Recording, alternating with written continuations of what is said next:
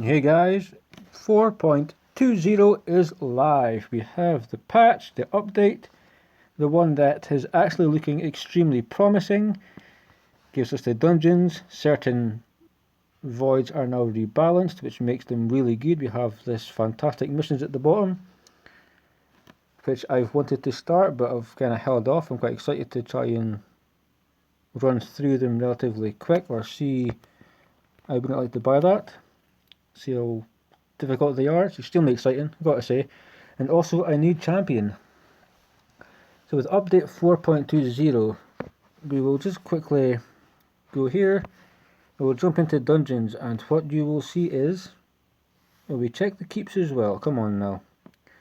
So yeah, we have keeps that go up to stage 20, which should be easy enough. The keeps are never really that hard.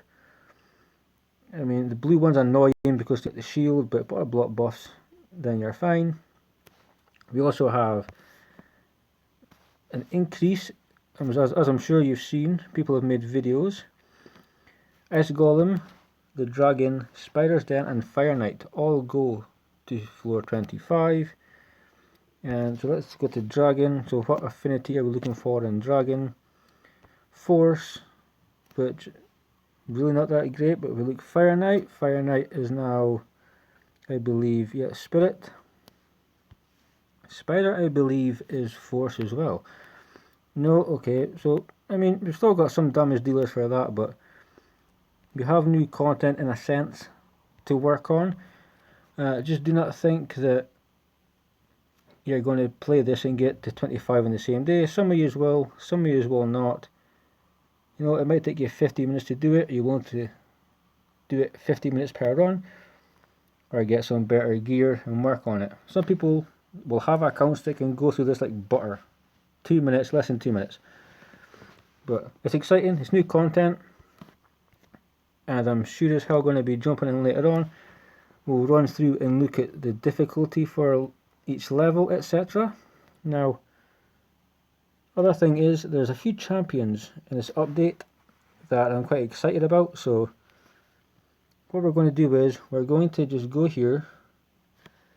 We are then going to go, so we need to go, where is this champion again? I believe he is, screw it, I've got the 3 champions I need to talk about. And it might be easier than looking through an index to find them there. So the first one is Vilisink. Everybody laughed at Vilisink to start with, thinking, oh, it just sucks, it's not too good. And she will have the last laugh, purely based on she's now, in my opinion, very much decent. So her kit has changed. She's got some gear, but I will improve it. She's probably just going in. She's probably going pure perception sets. Oh, wrong button. Because her kit is now pretty decent. We'll quickly take a look just to show you. You might be aware, but we're going to go over it anyway. So a flanged mace is now different. Just turn meter manipulation here. Closest champion's turn meter equals to the amount the target loses, which is okay, not that bad, nothing too exciting. AoE, chance of placing a small, 30% decreased speed.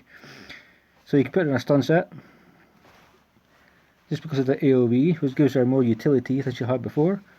Also places ally protection buff on all allies except her for 2 turns. So Builder Tanky is based on defense. She is a defense-based champion, she's not squishy. So she could definitely tank in multiple levels for your team. She'll slow them down. She'll allow your team to go unfazed because she'll be putting the decreased speed out. It's fantastic. But this is exciting. AoE Provoke for 1 turn. Oh hell yeah. Doesn't matter if it's 1 turn is enough. She is now viable potentially in a lot of dungeons. She's potentially so good for Doom Tower now if you have the gear. And also places a shield buff on this champion equal to 20% of their max HP. So if you build it with 100,000 HP, 20% shield of that, 20,000. That's the shield she will give herself. So she has become not necessarily triple S tier, but she's now a really good champion in my opinion. And I can't wait to really spend more time kind of trying her out. We have another one who potentially is in the vault, because he's not too great. No, okay, he's not in the vault, that's fine. So we need to look for nothing worse when you cannot find what the hell you're looking for. Whirling Frost King. Now, his kit changed as well, so some perfect veil stuff kind of changed on the A1. Pushes a freeze, that's not really what we're going for. AoE, chance of placing 30% decreased crit damage debuff and decreased accuracy debuff for 2 turns. The debuffs cannot be resisted, which means he needs no accuracy whatsoever. Also places an increased crit damage buff on your allies. Defense based, he's tanky, he's got stuff that cannot be resisted, especially decreased accuracy. Hell, you can put him in arena now if he's really fast. I mean, for Verlim, this is a major change in for waves and certain bosses. He will be so good. Excited to try these 3 champions out. We're going to just click over one in a minute, and he just has a strengthen and an increased defense there. I've always liked that move. There's nothing bad about it whatsoever. Defense in Doom Tower battles 40%. It's just a sick aura. That's so great. But the debuffs cannot be resisted. I'm building this dude as a 50, and we're going to have some fun with him. We're going to see just kind of what he's packing now. Because Vilisink and Whirlim, personally, I think they've had really good changes, and whether they were needed or not, they're still brilliant changes. Now, where is the last one? There's always one you cannot find. He's not a level 60 champion, and he will be somewhere. We are looking for the Lizard Man. So by rank, so my Broadmaw is a 50. That's a guess. And here he is. So, right, Broadmaw, freeze debuff on the A1, fair enough. This has been changed, ladies and gentlemen. The Ascended skill is now places increased crit rate and a 15% increased speed buff on all allies for 2 turns. Will also fill the turn meters of allies by 15%. That's good. More crit, he will increase your speed, give you more turn meter, enabling you to do more damage. He's still going to revive 2 allies with 25% HP and put a block damage buff on the revived allies for a turn. So, like fashion crips in certain defences. Arena defense up in Broadmaw is quite funny because you will get the odd win because he'll be reviving everyone with block damage. I mean, this is a pretty good change for him, and having the turn meter and the speed makes him more viable for faction wars, which is potentially where I use him the most. Yeah, it's quite exciting. There is more champions that have been changed. There's also been AIs that have been corrected.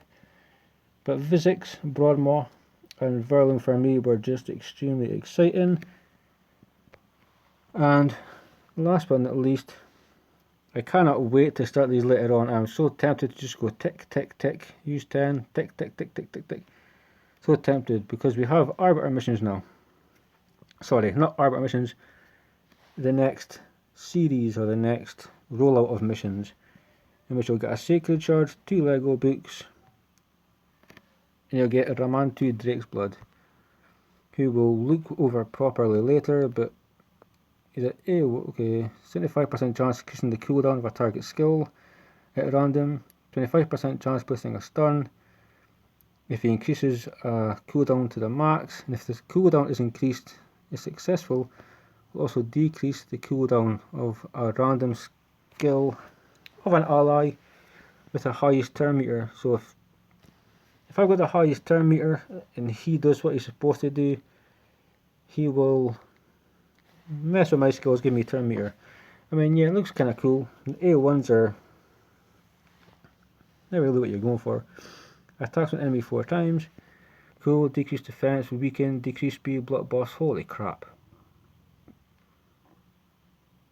So it also has a 75, book it to 100% chance, splitting True Fear. Jesus Christ. I'm going to have to look at this dude in a separate video because there's quite a bit to speak about here. Ascended skill AoE, put on a stun set, removing all buffs for attacking, 80% chance of placing block active skills debuff. Damn! 80% chance of placing block passive skills debuff. Yeah, this dude's looking pretty sick. Jesus. So whenever an enemy places stun, sleep, freeze, fear, true fear, provoke on this champion, ultimate fills his turn meter by 30%, places an increased speed and a shield buff on them. The shield buff is equal. See, that's just ridiculous. We'll speak about this guy in more depth later. But this is the champion that we are now getting after these missions. 183 more missions to complete. I am just extremely excited. We're just going to scroll along and see. So Doom Tower, boss on the 70th floor. So there's one Doom Tower into this as well. Each silver, one attack arena. I mean, that's where it's going to be a pain in the butt for me. Complete all the missions here and collect your reward to unlock the next part. Yeah. So it's the same as the Arbiter missions are before. It's extremely. I cannot wait to get started. I'm excited about Vilisink. I'm excited about Broadmoor and Verlim. The dungeons are really cool because it gives us something to do. We can look at compositions to help everyone out and see what works. The new champion review, we will review him a bit better at a later time. We'll go over everything there. But guys, it has landed. And hell yeah, we have content. We've got exciting changes. So I hope you're all excited about it. I am.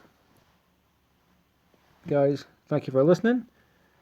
I will see you on a video very soon. Take care.